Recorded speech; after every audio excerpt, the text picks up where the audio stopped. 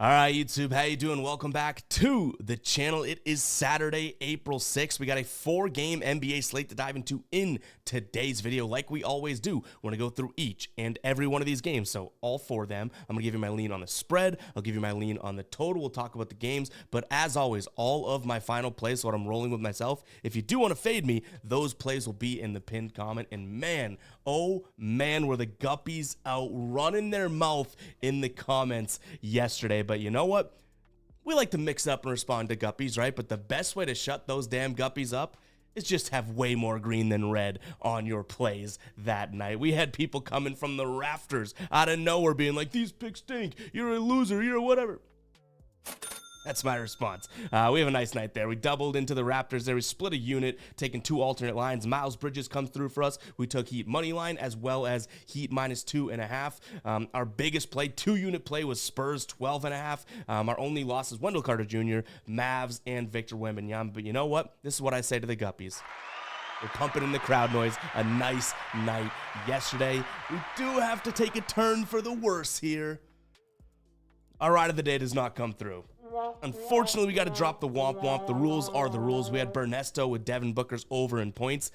Devin Booker just didn't have it. 13 points, I think, through 34 minutes or so. Very low scoring game, but nonetheless, Booker does not come through. If you guys don't know what the ride of the day is, all you have to use is that hashtag ride of the day. Give me some plays in the comments. Give me an absolute banger of a play, your favorite play of the day, and I'll be jumping on board with one person's pick that I select, giving you a shout out in the next video, just like Ernesto gets here. Shout out in the next video, win or loss. If you win, we continue to ride with your picks as long as you get your plays in on time. We did have someone on a streak prior to this, but the play just wasn't entered by like 4 p.m. The night of, which obviously this is a community thing we want to all be able to ride with and everything like that. So you got to get your plays in early enough. But I'll also be tweeting it out or putting it out over on X at EvGuyBoston. It's right here. Make sure to go follow me there, interact over there. But yeah, let's go ahead and jump into game number 1 here. Make sure you're subscribed. Make sure you're hitting that like button. Act like that like button is your bookie and you come with a nice right hook and knock them out, all right? Hit that damn like button. We got the Lakers taking on the Cavs here in this spot. From an injury perspective, obviously we got to always keep an eye on the Cleveland injury report, but starting lineup is healthy. We got Garland, Mitchell, Strus, Mobley, and Allen all expected to play here. For the Lakers, LeBron and Anthony Davis both here on the injury report. I will say both these teams most likely are caring about wins right now. Lakers sitting in the 9 seed, but just a game back of the Pelicans in the 7 seed. They have the same record as the Kings. Kings holding the tiebreaker right now. And then from the Cavs perspective, like the Cavs are the 3 seed right now, only a game ahead of the Magic, and only a game behind the Bucks. Now, I don't necessarily envision them based on what they have coming up, taking over the Buck spot. Maybe they do, but they definitely don't want to fall down to the 4 seed, I would imagine. So this game matters for both teams with playoff implications. The way that I'll lean is going to be leaning towards Cleveland here in this spot. When they're healthy, I do believe in this Cleveland team. The Lakers obviously playing good basketball as of late. They're 8-2 in their last 10, but they have a lot of cookie cutter and cupcake games. Like their last 3 wins, Brooklyn, Toronto, and Washington. They played Indiana and got beat by 10 the other night. They played Golden State within their last 10 and got beat. So yeah, they've beat some good teams, but they've also beaten some really bad teams. Cleveland, I don't really know how to go down and break them down because obviously they've been kind of banged up as of late. Mitchell came back, and he's obviously going to help when he does play, but they lose by, 20 to the Suns with Mitchell, right? So it's a little confusing, but I'll tell you kind of why I'm leaning towards Cleveland in this spot. I think that they're going to really kind of try and hone in on their defense. And this on paper should be a good Cleveland defense when they're healthy. You look at their last 3 games or some of their defensive ratings over that time, it's not going to look all that great because of the injuries and sort of revolving doors there. But Mitchell in that lineup helps defensively. And I just don't know if the Lakers are going to have the easiest time scoring. The Lakers, as of late, like to score at the rim, right? Well, Cleveland's a very good rim-protecting team. The Lakers also like to score from the corner threes. Cleveland, surprisingly, has been good at shutting those down. They're really weak from the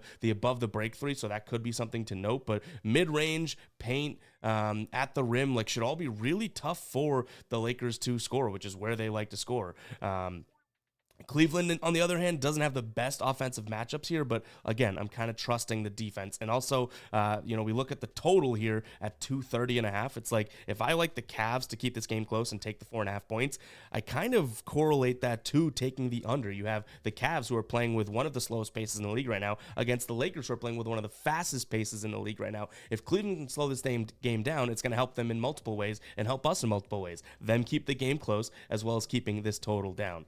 Now, from a player prop perspective, we can jump in over to Outlier. If you don't know what Outlier is, guys, it's my favorite player prop research tool. I have a link in the pinned comment, 7 days free. Honestly, literally the GOATed app and desktop app out there, guys. Go check it out. But I'm looking at Darius Garland, over 6.5 assists. He's had 13.4 potential assists over his last 10. He's crushed this in 6 straight games. We can filter 2 when Donovan Mitchell is in the lineup, and it looks even better. 8 of his last 10, still averaging 12 potential assists on the season with Donovan Mitchell, averaging almost 12 potential assists. Like, I like this spot for him head to head as well.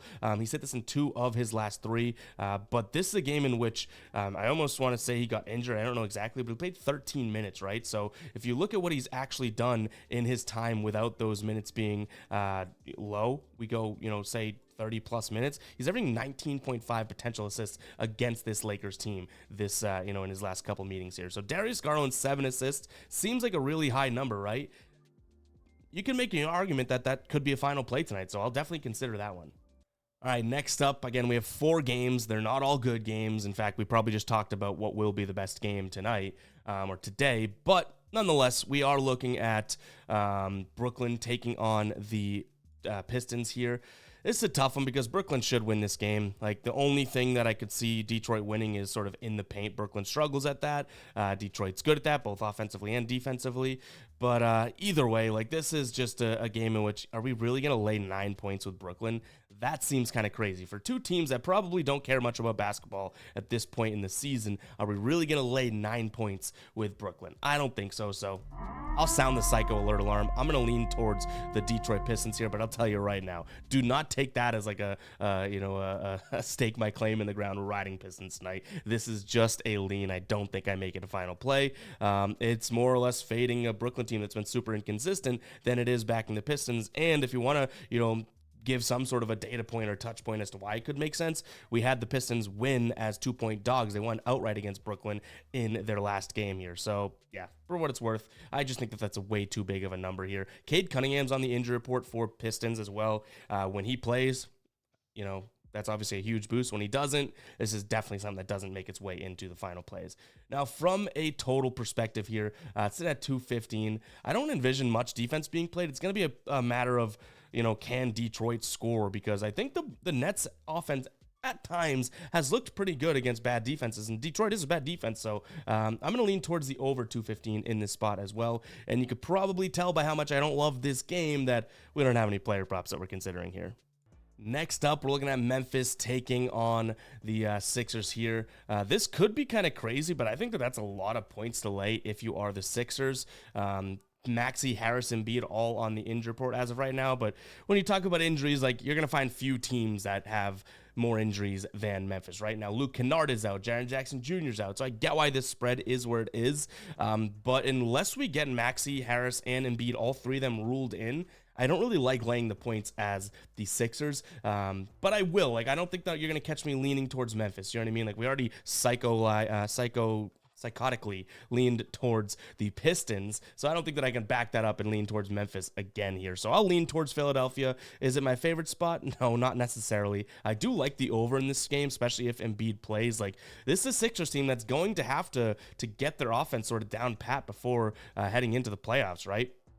They're the 8th seed right now. I'm pretty sure they're secure in that spot, like they're not dropping anymore.